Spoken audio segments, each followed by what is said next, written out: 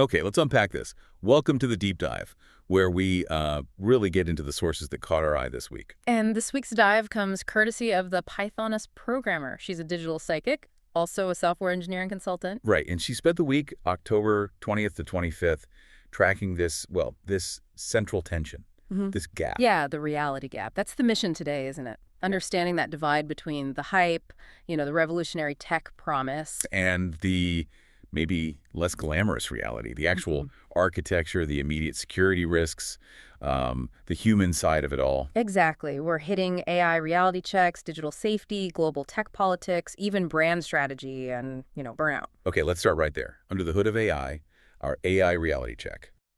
The sources suggest something pretty surprising about how these advanced models actually work. Well, it's fascinating. It seems the autonomy we're seeing, it isn't quite a cognitive leap. It's more like really sophisticated delegation. Delegation. How so? So when you give these models, like, say, ChatGPT-5, a complex task, especially math, large number multiplication, for example, it doesn't actually calculate it internally. It doesn't think it through in that sense. Okay, so what does it do? It delegates. It actually generates Python code to solve the problem, runs that code in a little sandbox environment, and then just gives you the result from the code. Whoa.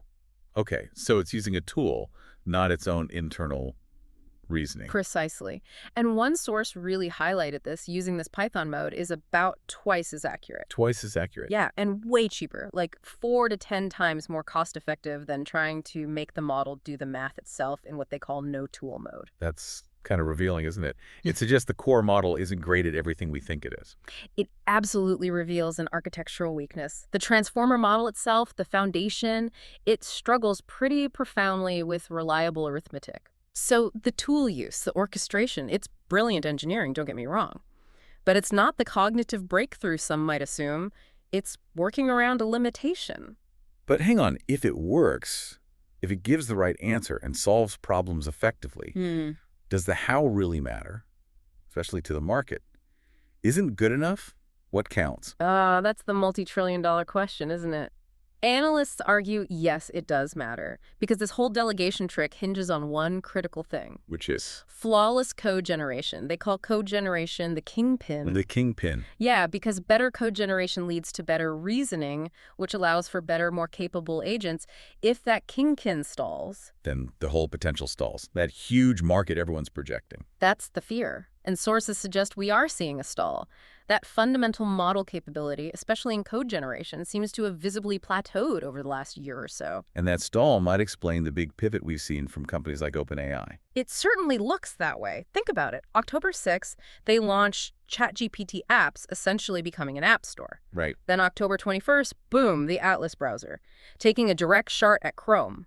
That's a shift from research lab to, well, consumer products company. So two main theories floating around for why this pivot is happening. Yeah, basically two camps. Theory one, the sort of pessimistic view, is stagnation. They hit a wall. Exactly. A deep architectural wall. Maybe it's fixed size embeddings, maybe attention window limits, something fundamental. And the apps, the browser, they're ways to buy time, monetize what they already have while they figure out the next step, or if there is a next step. Okay, that's the pessimistic theory. What's the other one? The, let's call it, cynical theory. It's just about the money. Simpler. Much simpler.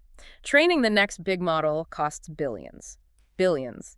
With a huge risk, it might not even work much better. But building apps and a browser on the models they already have, that's relatively cheap, it's fast, and the profits are much more immediate and, frankly, lower risk. So plumbing versus foundation. Yeah. That's what it boils down to. That's the core issue.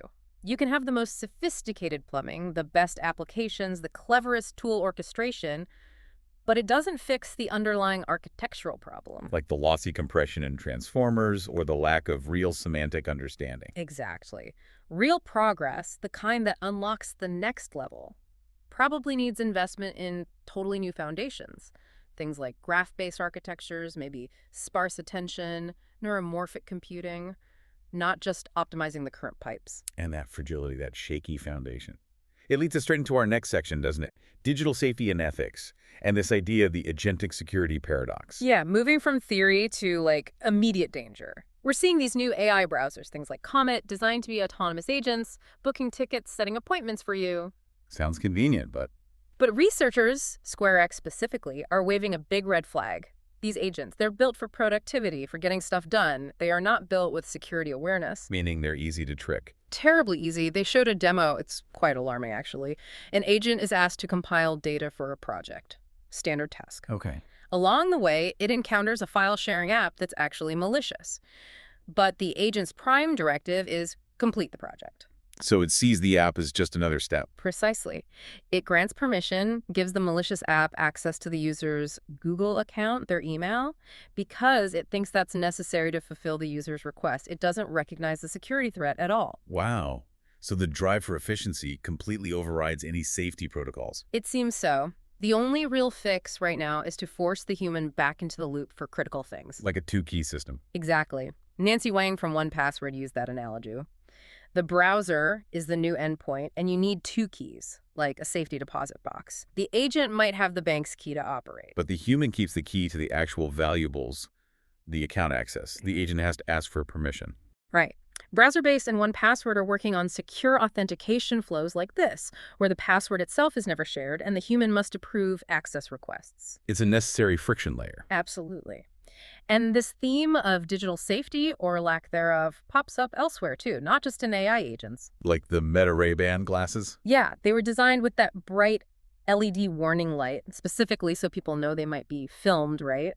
To discourage creepy, non-consensual recording. Basic privacy feature. But sources say hobbyists are already figuring out how to modify the hardware to disable or circumvent that light, undermining the intended safety measure. Ugh. And then there was that massive government data issue. Right. A hacking group apparently compiled detailed dossiers on, like, tens of thousands of U.S. government officials, NSA employees included, by using caches of stolen Salesforce customer data. The data just wasn't properly secured where it was stored, not protected at rest. So vulnerabilities everywhere. AI design, hardware modification, basic data security. And even in apps designed for safety. Remember that women's safety app, T? Vaguely, yeah. What happened there? Pulled from the Apple App Store. Apparently, it failed massively on its terms of use issues with content moderation, user privacy, tons of complaints, even reports of minors' personal data being posted.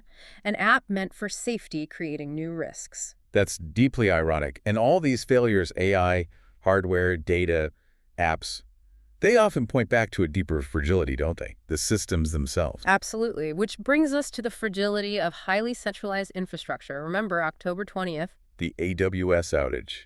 Yes. US East 1. That was huge. Huge doesn't even cover it. It wasn't just a few websites blinking offline. It took down services globally. Social media, finance, gaming, food delivery, even Canvas, the education platform. Widespread disruption. And the most, visceral example of that dependency was the smart bed story. Oh, the $2,700 smart bed? Yeah, bricked. Completely stopped working because the AWS servers it relied on went down. People couldn't even adjust their expensive beds. And look, that's not just a technical glitch. That's a business decision. It highlights this profit-first architecture we see. How so? They intentionally remove offline functionality. They make the device utterly dependent on the cloud connection. Why? So you need their servers, maybe pay a subscription. Exactly. It ensures continuous connection, justifies recurring revenue, even if it makes the product incredibly brittle and useless during an outage. Resilience takes a backseat to the business model. It really underscores how much of modern life depends on just a handful of these massive infrastructure companies. We see Roblox is down, but the root cause is often invisible, way down in Amazon's or Google's or Microsoft's cloud. That concentration of power is the ultimate fragility.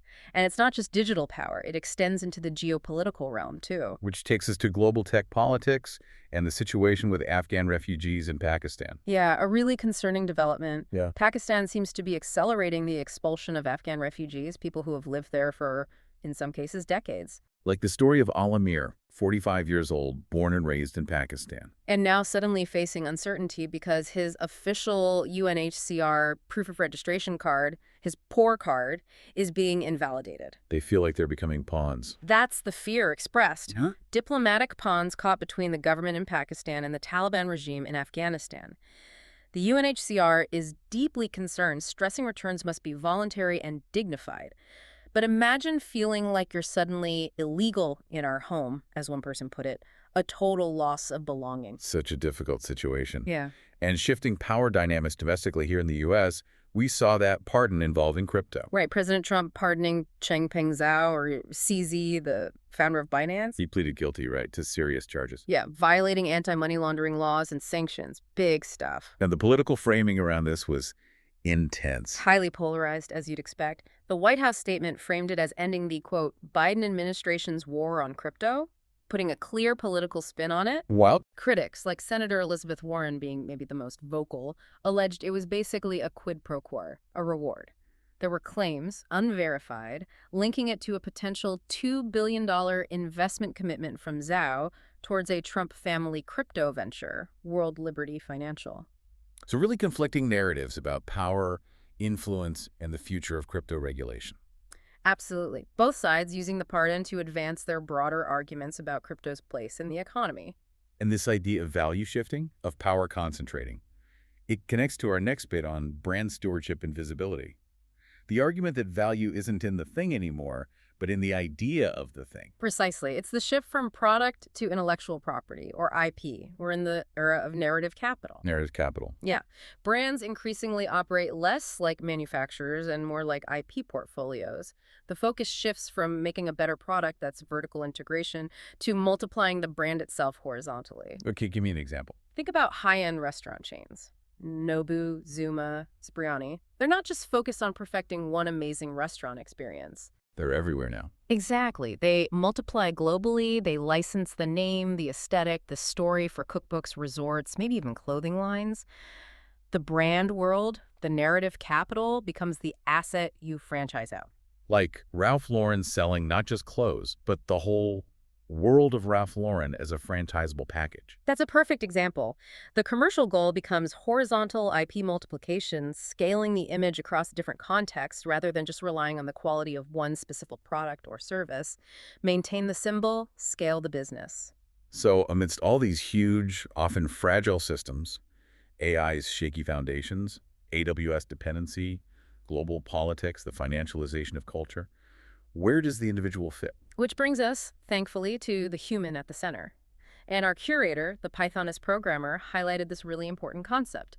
Ugly progress, especially relevant in our neurocomplexity and burnout context. Ugly progress. I think I know what this feels like. Oh, I think we all do. It's that progress that looks, for all the world, like a massive setback. Yeah, like spending 10 hours on a project direction only to realize, nope, the whole core idea is flawed. Scrap it. Start over. Or, you do the hardest part, dragging yourself out of bed super early to finally record that video piece.